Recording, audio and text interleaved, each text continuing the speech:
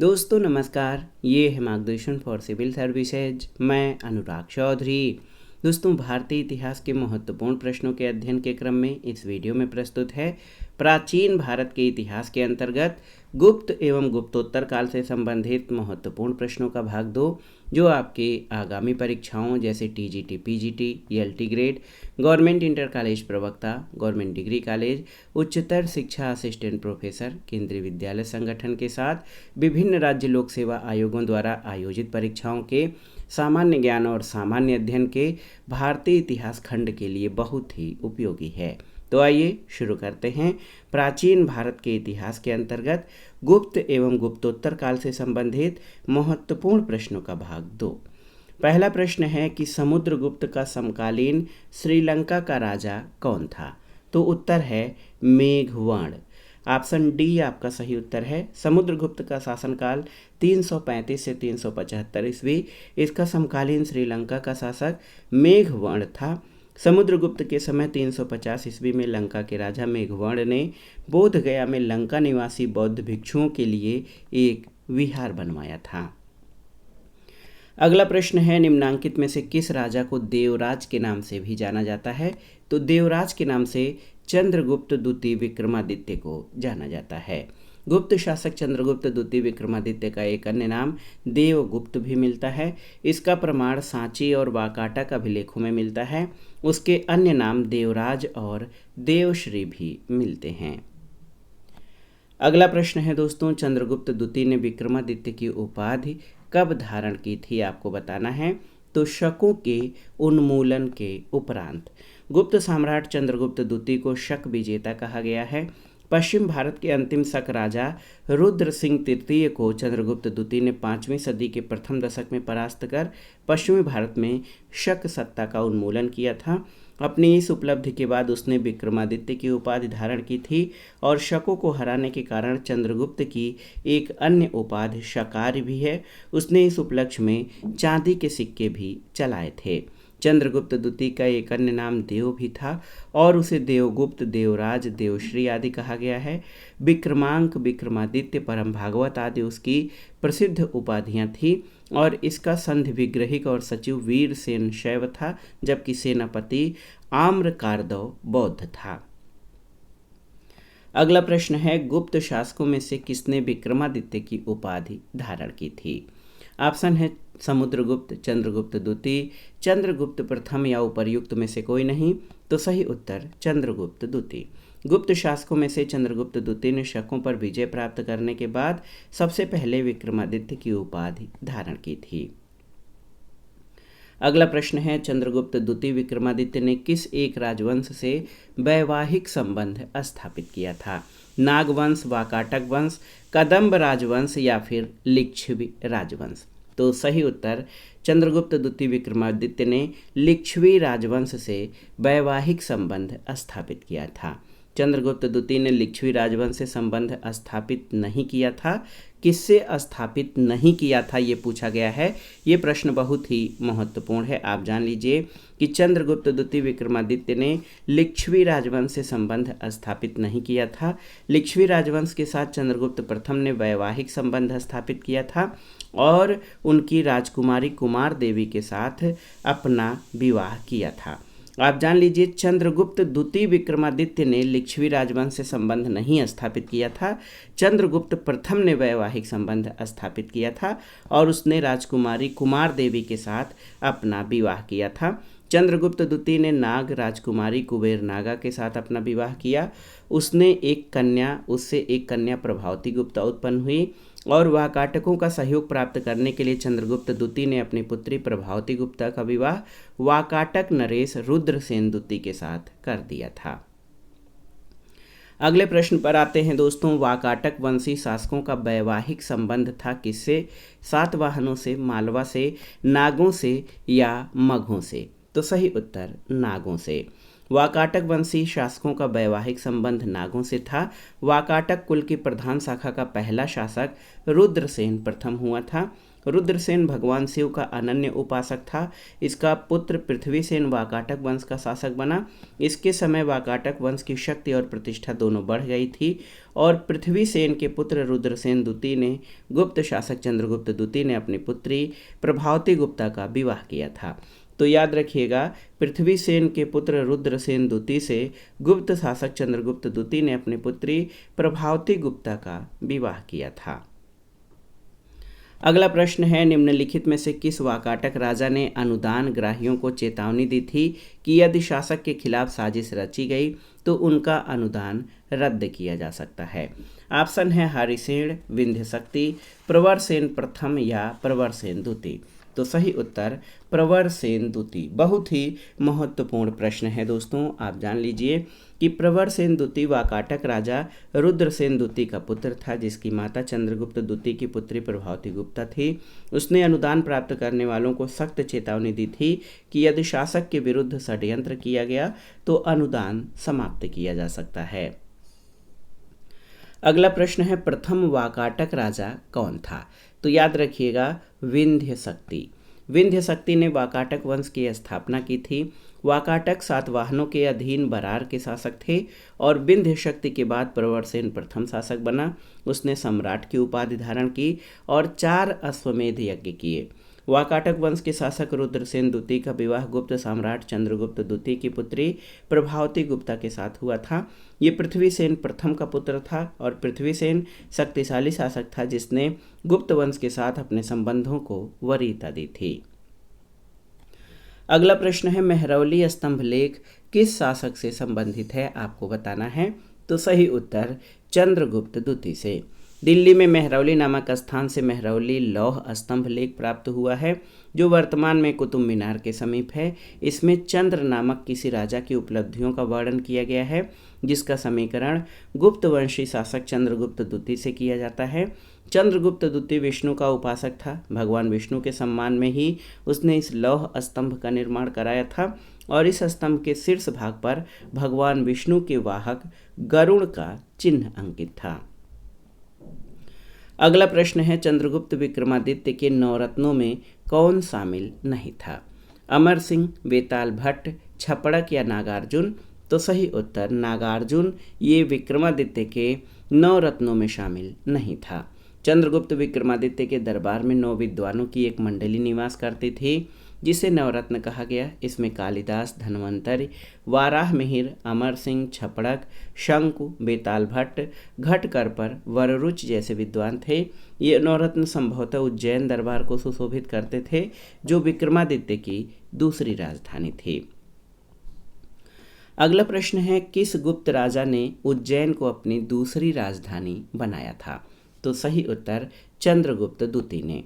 गुप्त साम्राज्य की राजधानी पाटलिपुत्र थी, लेकिन चंद्रगुप्त द्वितीय ने उज्जैनी को अपनी दूसरी राजधानी बनाया। शीघ्र ही उज्जैनी ने वैभव और समृद्धि में पाटलिपुत्र का स्थान ले लिया था। मध्य प्रदेश में स्थित ऐरिकीड़ प्रदेश या एरण ये समुद्रगुप्त का भोग नगर था। सर्वाधिक समय तक शासन करने वाला गुप्त शासक कुमारगुप्त प्रथम था, जिसने सर्वाधिक प्रकार के सिक्के चलाए थे। अगला प्रश्न है, गुप्त काल में भारत भ्रमण करने वाले फाहियान का मुख्य उद्देश्य क्या था? आपको बताना है।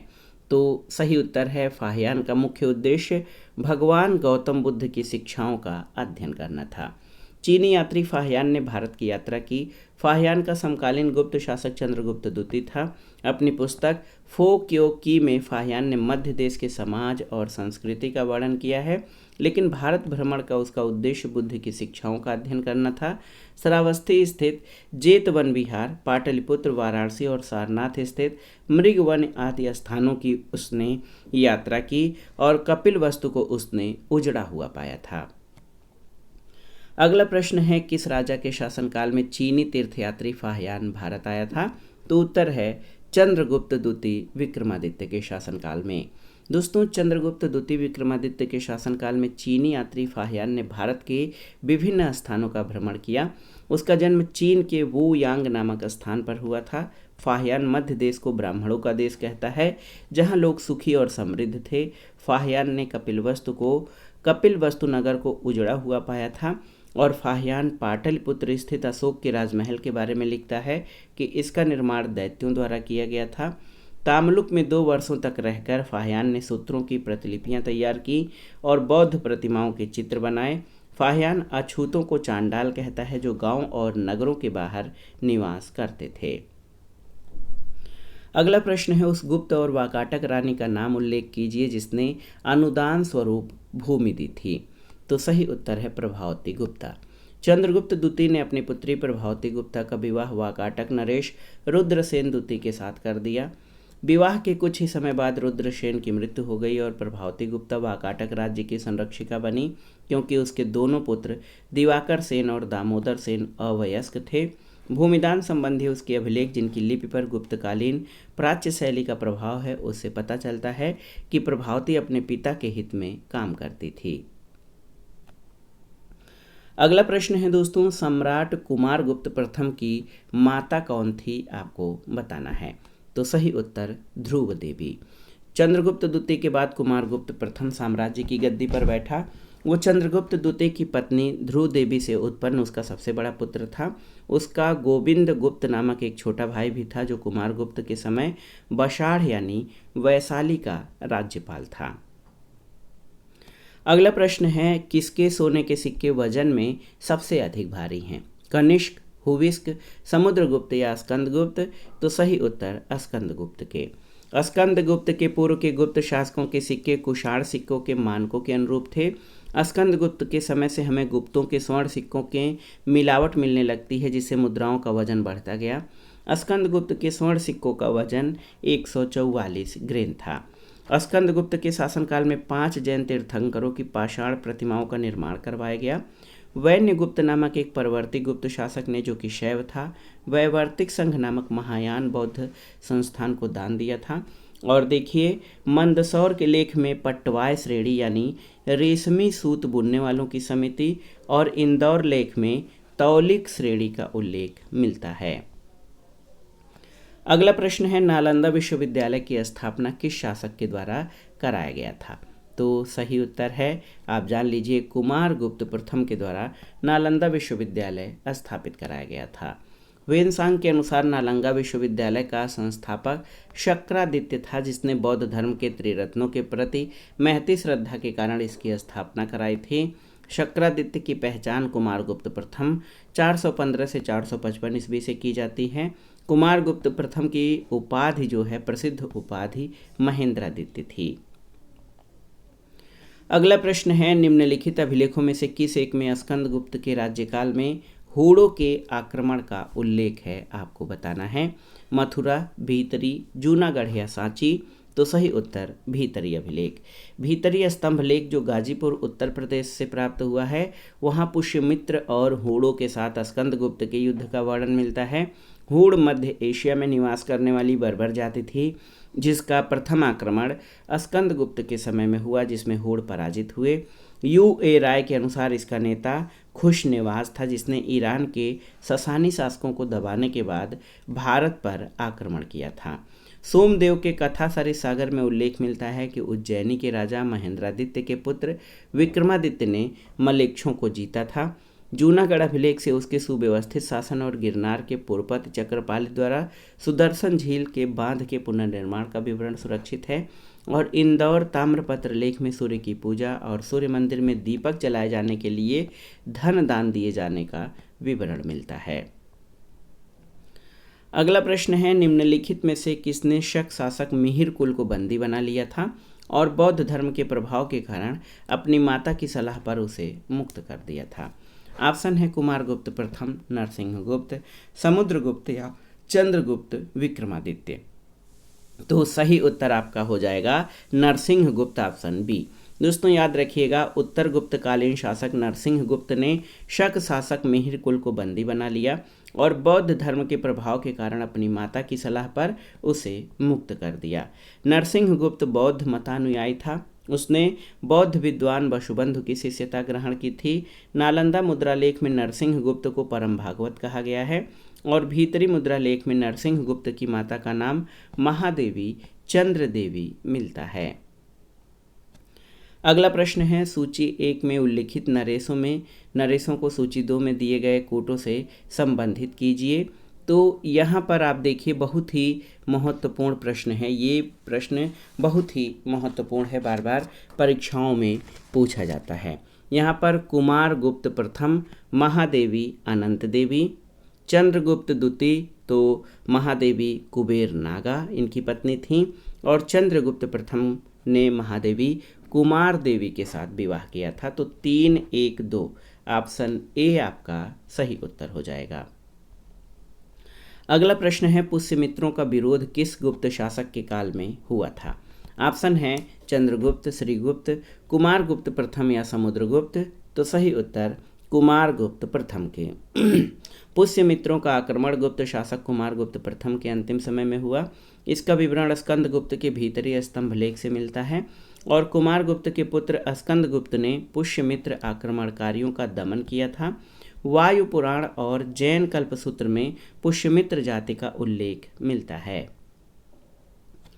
अगला प्रश्न है, गुप्त शासकों ने कौन सा विरुद्ध धारण नहीं किया था?